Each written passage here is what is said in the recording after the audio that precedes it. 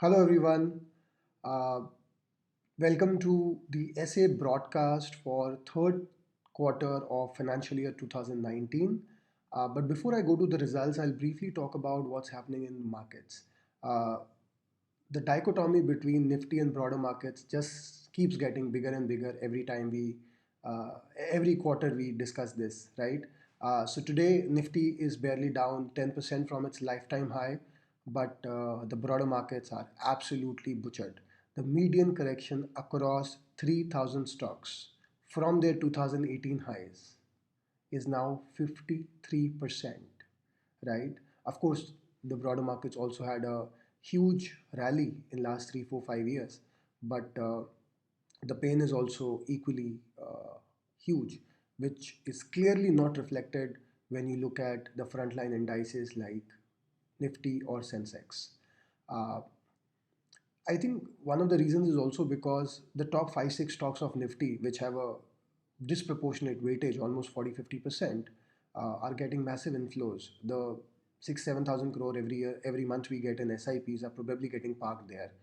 Uh, it's going there because those are safe stocks, they don't fall, and because money is going there, they're not falling. So it's kind of a virtuous cycle for these stocks. But outside of these top 5, 10 stocks, uh, the drawdowns have been severe across the board.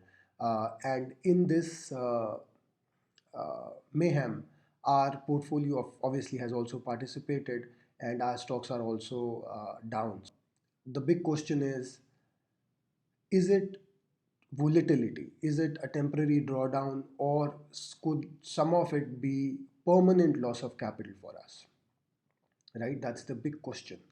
Now, I strongly believe it's the former, it's just a temporary drawdown because as a policy, we have avoided four major landmines, which are uh, NBFCs, leveraged companies, companies where promoter holdings are pledged, and companies where there are even slightest of corporate governance uh, issues, or where markets have a doubt on the integrity of promoters. I'll discuss each one of these at length uh, going forward.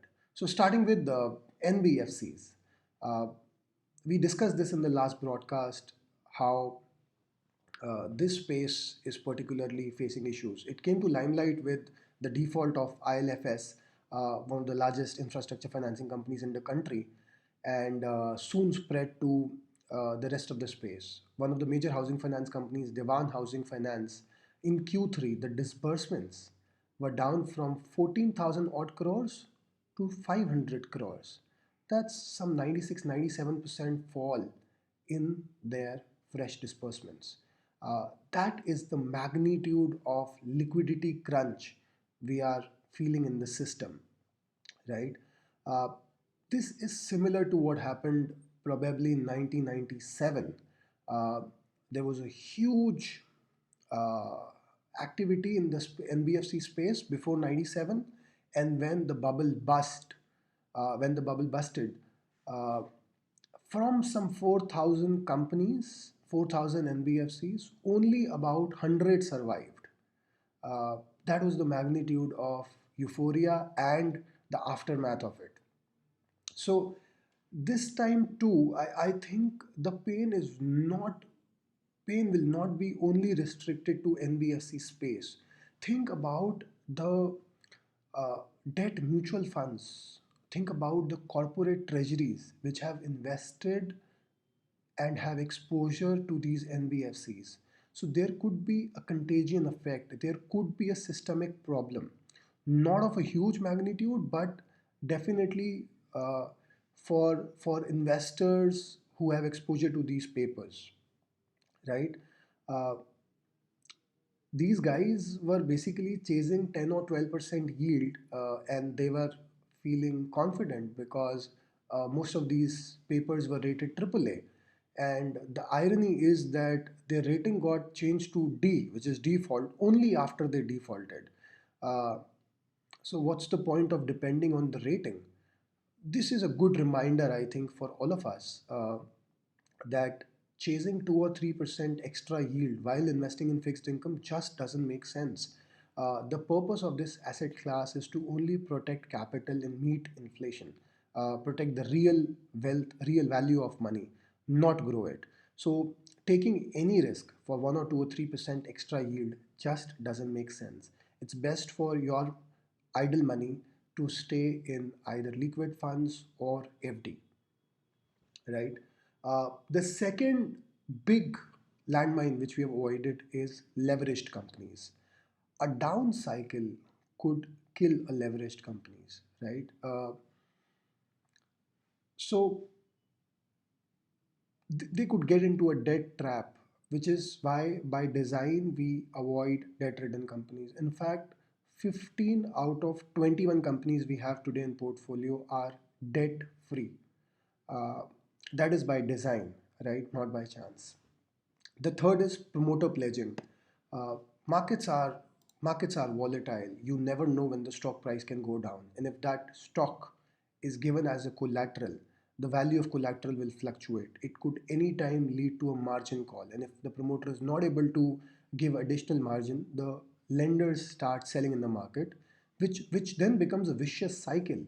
Uh, because it puts pressure on the price, on the stock price, and then others will also sell, and then uh, it becomes a vicious cycle. I'm happy to share that all the portfolio companies we have no promoter pledging whatsoever. This is an issue which ordinarily is ignored by investors, but only when the going gets rough, you understand how important this is. We saw this in SL group companies. Some of these are very strong companies, fundamentally speaking, but an event like this just doesn't care about the fundamentals. Stocks crash 70, 80, 90% in no time. Before you could blink your eye and think what happened, the stocks are down 60, 70, 80%. So we have absolutely avoided companies where there was any promoter pledging whatsoever. Lastly, on corporate governance, there is simply no scope of even slightest of doubts on the promoter integrity or reported financials, especially in a bear market. Those are the ones that may fall endlessly and may even lead to permanent loss of capital. Fortunately, we have not had any such rotten eggs in our portfolio till date. However, you never know. No matter how strong our checklist is, one can still get unlucky in this regard. So, while we have avoided these potholes, we could still be wrong in some of our ideas where our thesis may not play out, or maybe our initial assessment itself was wrong. Uh, it's very important to remember that we can never be right 10 times out of 10. Even the best of global money managers have at best been right at 6 or 7 times out of 10. Uh, what matters much more is how much do we lose when we are wrong and how much do we make when we are right. At the end of the day, what we have to make is 18-20% on our portfolio, and for that, not all the positions have to do extremely well. To win a match, you need not have uh, all your players hitting century. You just need a couple of players playing like Virat Kohli, right? So similar is the idea at portfolio level too. We want to win the match. We are not obsessed about each player playing very well. So moving on, one of the strongest indicators of emerging value and positive outlook is insider buying. Uh, it is therefore heartening to see that there is promoter buying happening in 7 of our portfolio companies. How about the way forward in general? So over a couple of last quarters, we had two major headwinds. One, I mentioned crude suddenly went from 50s to almost 85. Uh, that has receded back to 60s. The other was rupee suddenly depreciated from mid 60s to almost 75. That has now stabilized between 70 72. These two, I believe, have normalized. But the other major issue, one is which I mentioned earlier, is in the debt market. Uh, with NBFC's liquidity getting dried up, we could see a lot of other issues now getting to surface. Uh, Only when the supply of money stops, you all these issues come out. So with liquidity being tight in the system, we might have some more issues coming out. That is one area of concern. The other is obviously the central elections are around the corner, and that could be one reason for uh, uncertainty, and uncertainty is never good for markets. That could always lead to volatility. And finally, what's happening between us and our neighbor, uh, that is one area of concern, right? So, but we have seen much worse times, and these issues affect in the short term, but in the long run, markets find a way to value businesses based on their intrinsic value. Uh, Irrespective of whichever government comes, India's prosperity and consumption story won't stop, right? Uh, Finally, before I end this broadcast, I'll just share that the problem with equity asset class is that we can get in and get out at a click of a button.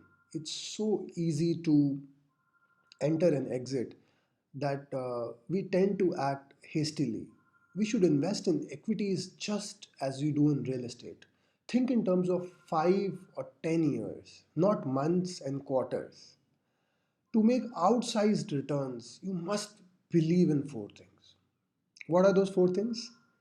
Your country, equity asset class, your advisor, and the portfolio companies. Even if one of it is missing, you would panic and sell at the wrong time. Finally, it's important to reiterate that we eat at our own restaurant. That is, me and my team invest in the very same portfolio as suggested to you. So we are with you both at the time of pains as well as gains. I know it is a rough patch, but we cannot avoid it. If you want to grow capital at 18 to 20% over the long term, we have to bear the volatility. There's always light after it's dark. So let us all be positive and stay the course. Every time we have had such severe correction in such a short period of time, the following returns over next 1 year and 3 years have been very attractive. This happened in 2008, 2011. Uh, no reason why it should not happen in next 2 years. So the kind of drawdowns we have had, I think the recovery should also be swift. With that, uh, I'll close this update.